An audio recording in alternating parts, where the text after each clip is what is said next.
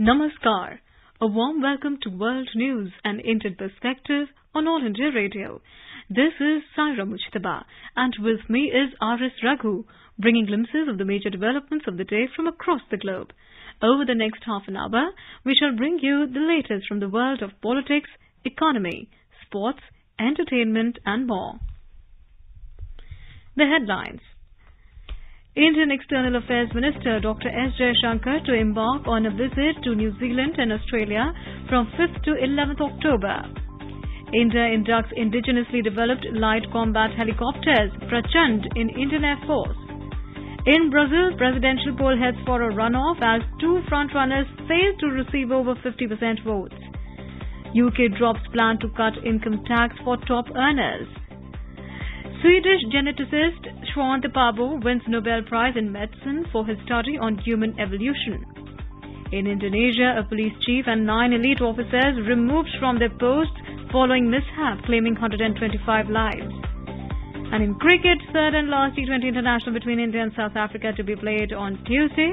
And in Women's T20 Asia Cup, India win by 30 runs through DLS method over Malaysia.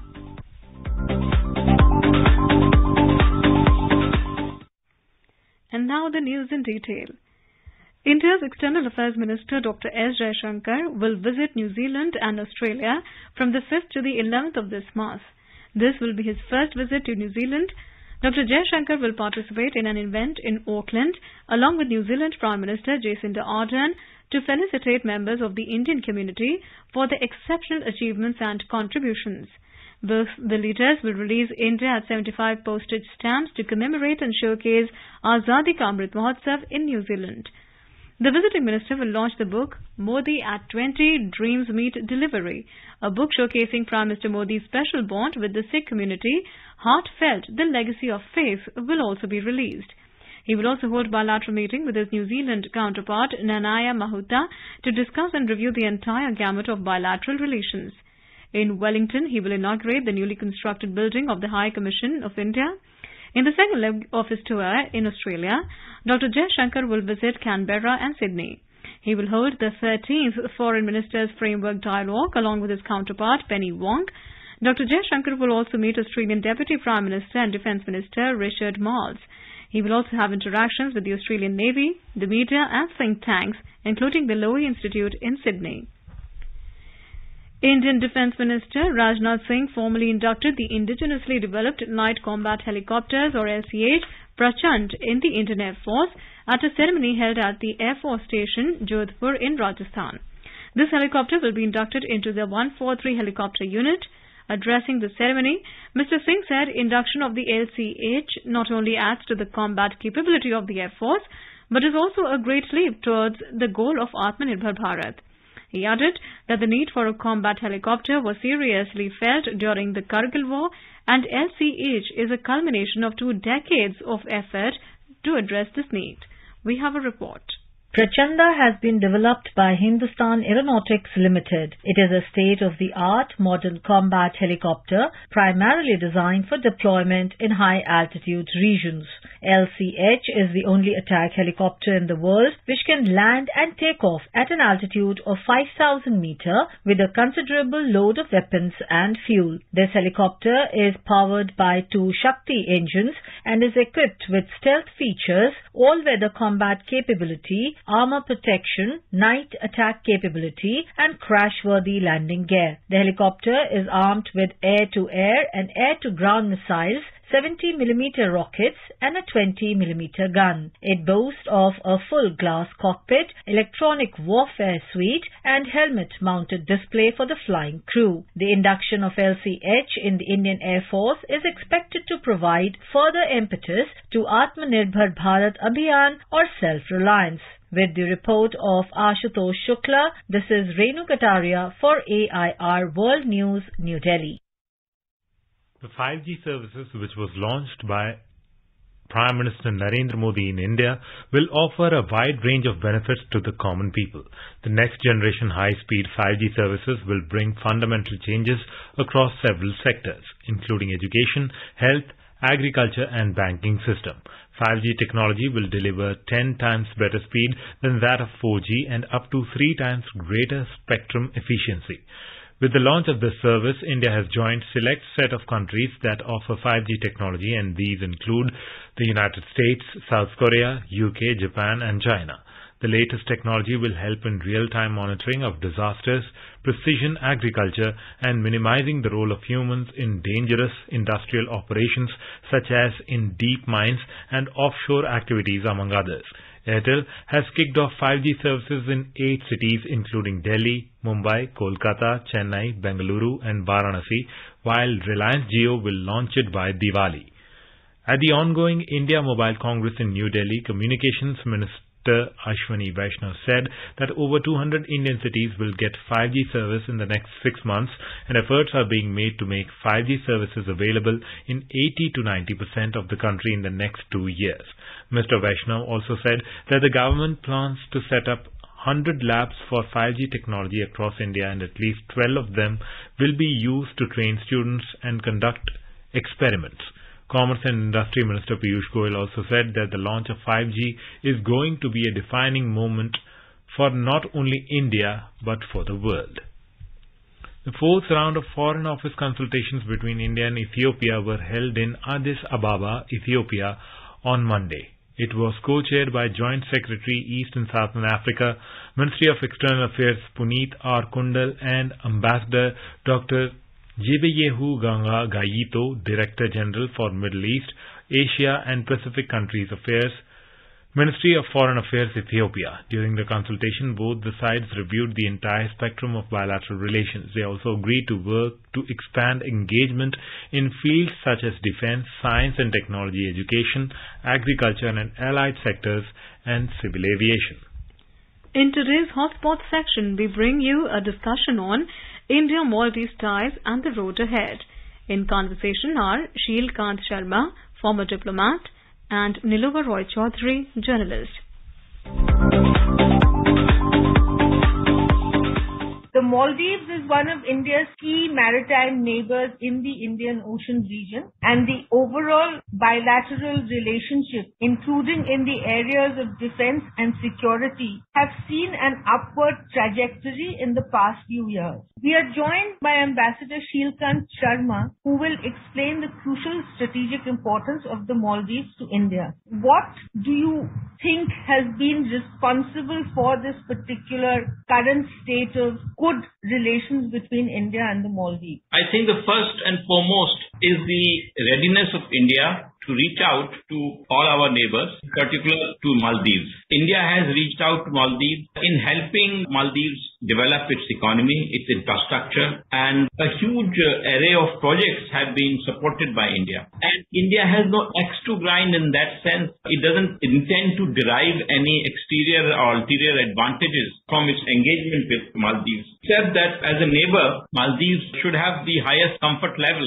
with India and vice versa. So that has been generally a trend which has gained strength over the last 4 years under President Soli. And there is an ambitious project of 6.74 kilometers long bridge causeway link which will be connecting the national capital of Male with 3 adjoining islands, Willingly, Guli Falhu and Tilafushi. Now these are the main population areas of Maldives. Half the population of 5 lakh lives in these areas. So this bridge will go a long way in connecting and rejuvenating the economy in that sense. And this bridge was the Chinese built bridge which was completed in 2018. It was only 1.4 kilometer long. Development cooperation, as you're rightly saying, has been a key pillar of the India-Maldives relationship, and New Delhi has been providing lines of credit worth almost $1.2 billion for infrastructure and grants and so on. But equally important has been the maritime security issues in which the two countries have collaborated. And this has,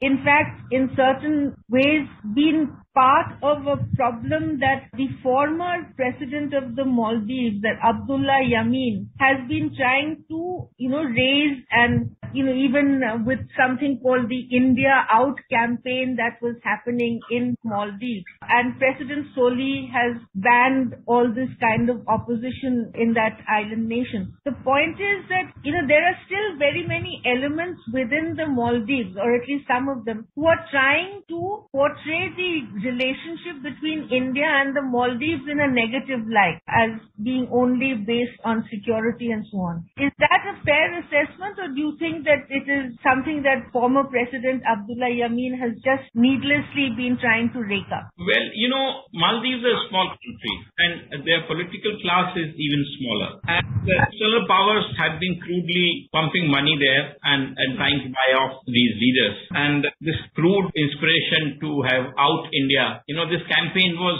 very, very crude. It has a hallmark of, some in Asia who have been doing these things very bluntly. Yes. But it didn't work because the Indian contributions to Maldives go back long years, from the 1980s. And we've always been a benign neighbor, always come to help. And this help was without strings attached. Yeah. And this came through the opposition to Yameen, and who was actually badly treated by Yameen, and who was the president of Maldives in 2011, had the SAARC summit in Malé.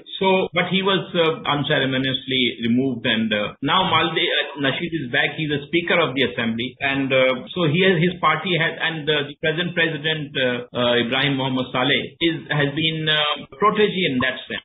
In terms of politics, what happens is that stories recently have come that for some reason Nasheed has been unhappy with President Saleh, and he's raising big storm against him. And there was an attack on Nasheed's life, so he blames the president and the police for not doing enough to investigate. So these are some internal problems, and as it's common in smaller countries that very easily the political leadership, especially the opposition, begins to blame the large neighbor for all their ills. So in the case of Maldives also, Yameen and his party have been indulging in this kind of muckraking against India.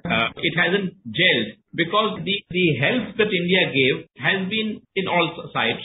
The Maldivian former foreign minister became the president of the General Assembly, UN General Assembly last year. And India went all out to support his candidature, and we were fully behind his tenure as the president of the General Assembly. He came to India. So there has been this kind of a coordination and dialogue between India and Maldives. As maritime security, the whole issue was there from the time, it's more than a decade old now. There has been this maritime security dialogue between India, Sri Lanka and Maldives. And began somewhere, in the beginning of the last decade. It has continued, it has built upon things. We have considered, travel between India and Maldives through ships also. There are flights, and so there is a sense of maritime commerce between the two countries, and to facilitate the maritime connectivity. And in that connectivity also people-to-people movement are important. Being a neighbor, and Maldives is a country with more than 100 islands, spread over all the way up to almost like the equator. So in terms of Indian Ocean ambience and security, Maldives' location is geostrategically very important. In fact, this Greater Malay Connectivity Project, which you spoke about, the 6.74 kilometer long bridge and causeway link between Malé and these three other cities, is also going to massively help boost the tourism quotient of that island nation. And on top of that, it will also serve to allow environmental checks and balances to be brought in, because the Maldives is is likely to be one of the worst hit countries in the world. In fact, I remember President Nasheed had held a cabinet meeting underwater to prove the point that the Maldives was sinking. So the point is, India and the Maldives also collaborate very closely on the issue of environmental security. Is that a correct assessment, Sheel? Absolutely. That's very correct. We are supporting 45 projects in the country with a grant assistance of something like $16.88 million, $16.88 million or something like 260 million Maldivian rupiahs. And of these 45, 17 have been completed and inaugurated. Projects cover diverse areas of socio-economic development, including tourism, sustainable development, education, fisheries, healthcare, local infrastructure, sports, and youth development. There is a cricket stadium being built. There's a project for that. And there is also project for building ports and the expansion of the airports, then reclamation and a cricket stadium. So these are the things which we are doing. Now, they have a very prominent green angle in all these projects because sustainable development is the main thing. And this delegation which has come with which is going to come tomorrow with the president includes the Minister of Economic Development, Fayyaz Ismail, the Ministers of National Planning and Infrastructure, Mohammad Aslam, Finance Minister Ibrahim Amir, and the Transport Minister Aisha Nahula. They are all part of the team. So it is going to be, as our Ministry of External Affairs stated, it will give an opportunity for the two leaders to review the progress made in this wide-ranging partnership and give a direction to the two sides that will lend further momentum to this strong partnership that we have built. Now, it is very well said because the whole purpose is to move forward in areas which have a direct impact on the welfare and well-being of the people, and the friendship is rooted in a people-to-people relationship. India also provided budgetary support to Maldives and gave something like $250 million in financial assistance to Maldives in 2020 September. In fact, this is one of those relationships that has really been working, has been one of the models of the good neighborhood first policy that the government of India has adopted. Thank you very much.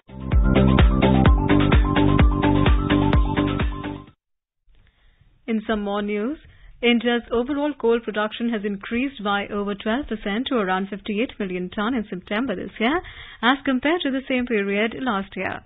The Coal Ministry said of the top 37 mines, the production level of 25 mines is more than 100%. The coal dispatch has also increased by 1.95% to over 61 million tonne during September as compared to the same month last year. The ministry said coal-based power generation has registered a growth of 13.4% in September. The overall power generation has been over 13% higher than the power generated in September last year. An intimation was received of a bomb scare on an Iranian airline when it was transiting through Indian airspace on Monday morning. The Mahan Air flight was on its way from Tehran in Iran to Guangzhou in China. Sources said Indian Air Force fighter aircraft were scrambled, which followed the aircraft at a safe distance. The aircraft was offered the option to land at Jaipur and then at Chandigarh. However, the pilot declared his unwillingness to divert to either of the two airports. After a while, intimation was received from Tehran to disregard the bomb scare, following which the aircraft continued on its journey towards its final destination. Sources added that the aircraft was under close radar surveillance by the Air Force throughout the Indian airspace.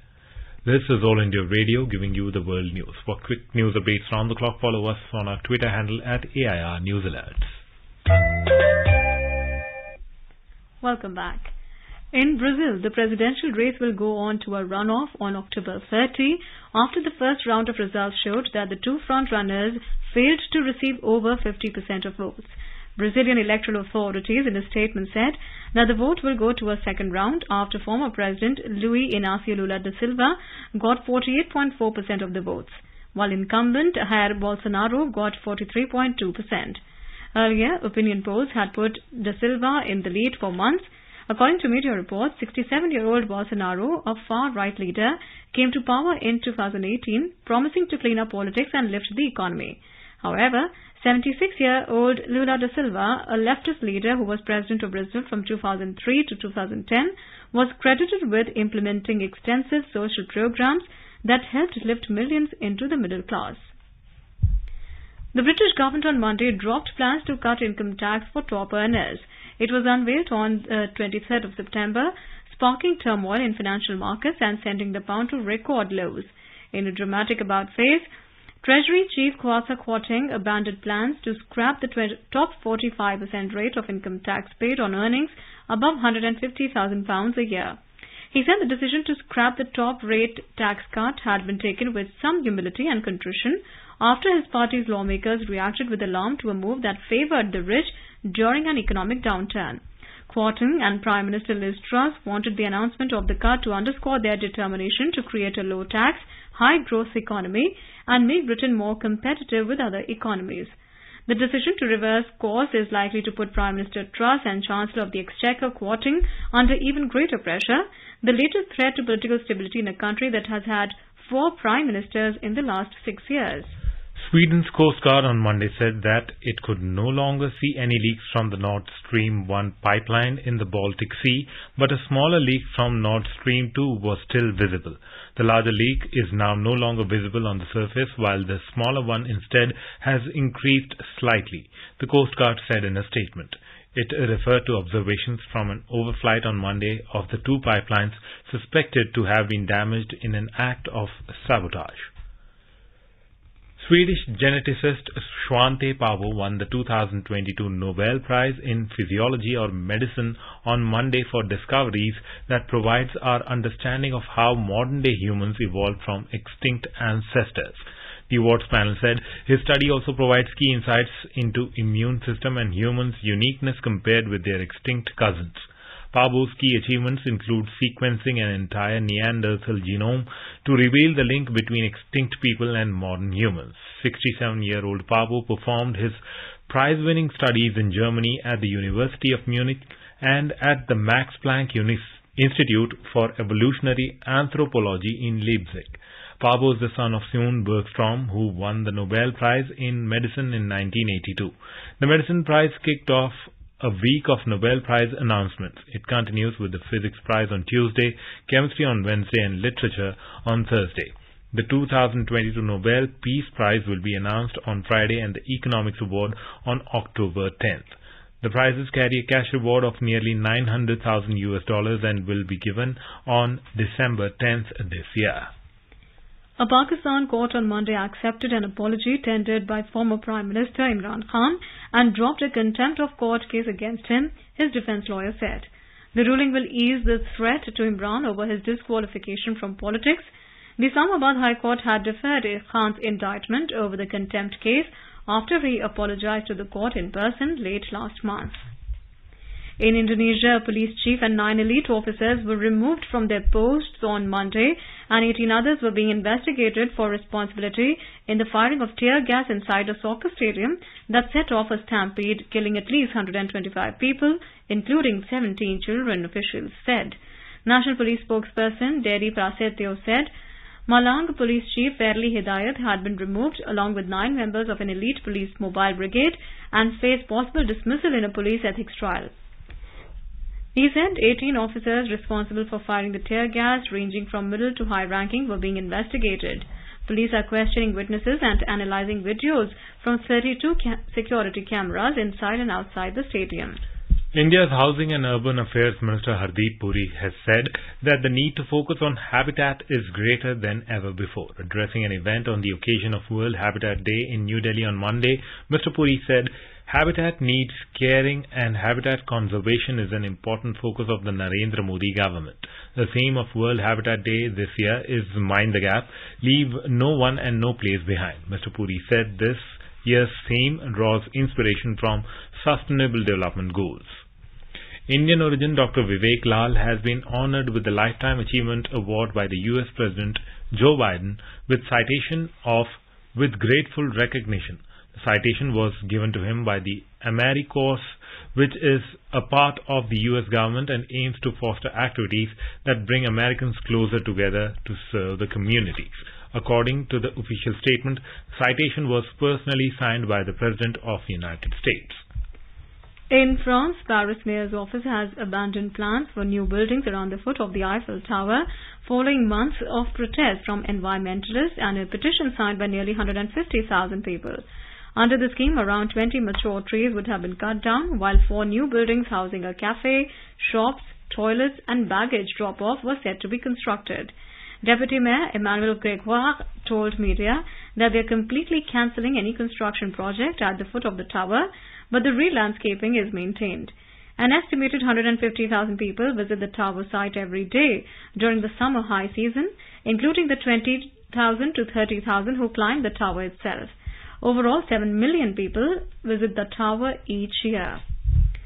On to sports now. In cricket, the third and last T20 international between India and South Africa will be played on Tuesday at Holkar Stadium in Indore in the Indian state of Madhya Pradesh. The match will start at 7 in the evening.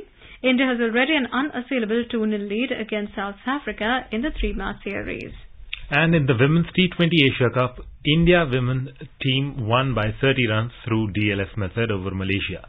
DLS method was applied due to rainfall. Put into bat, India scored 181 for the loss of 4 wickets in the stipulated 20 overs. Sabineni Meghana was top scorer with 69 runs. Earlier, Malaysia won the toss and opted to bowl. This is India's second match of the tournament. India won their first match against Sri Lanka on last Saturday. In another match, today Pakistan defeated defending champion Bangladesh by 9 wickets. Now let us take a look at the major developments around the world as reported in the foreign press. New York Times notes that Brazilian President Bolsonaro outperforms polls and forces runoff against Lula. The Washington Post reports that U.S. President Joe Biden is heading to Puerto Rico on his first of 2 trips scheduled this week to hurricane-damaged communities. On Wednesday, he plans to visit Florida. The Guardian writes that young people demand climate justice in run-up to COP27 UN talks. South China Morning Post reports India scrambles jets in response to bomb scare on Iranian plane to China. The Financial Times writes that UK Chancellor Kwarteng vows to outline fiscal plan shortly. The Japan Times says Prime Minister Kishida tries to put focus on economy after Unification Church controversy, and the Wall Street Journal writes that Iran's police crack down on students as Supreme Leader backs forces. And now, a quick look at the headlines once again. Indian External Affairs Minister Dr. S. Jaishankar to embark on a visit to New Zealand and Australia from the 5th to 11th of October. India inducts indigenously developed light combat helicopters Prachand in Indian Air Force. In Brazil, presidential poll heads for runoff as 2 frontrunners failed to receive over 50% of the votes. United Kingdom drops plan to cut income tax for top earners. Swedish geneticist Svante Pääbo wins Nobel Prize in Medicine for his study on human evolution. In Indonesia, a police chief and 9 elite officers removed from their posts following mishap, claiming 125 lives. On to sports. In cricket, third and last T20 international between India and South Africa to be played on Tuesday. And in Women's T20 Asia Cup, India win by 30 runs through DLS method over Malaysia. And now, before we end, let us listen to Mahatma Gandhi's favorite bhajan, Vaishnav Jan, by artists from Germany. Vaishnava Janata kene kahiye je tira parai jane re para dukke upakkar kare to ye mana bimana na ane re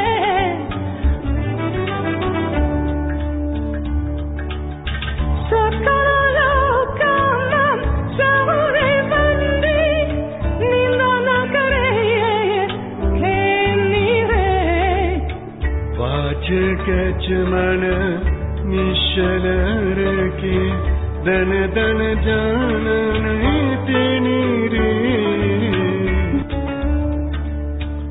samadrishti ni trishna tyage parasri jini matare जीवता की असत्य ना बोले परदन अवचारे हाथ रे वैष्णव जनता तेने कहिए जे पीर पराई जाने रे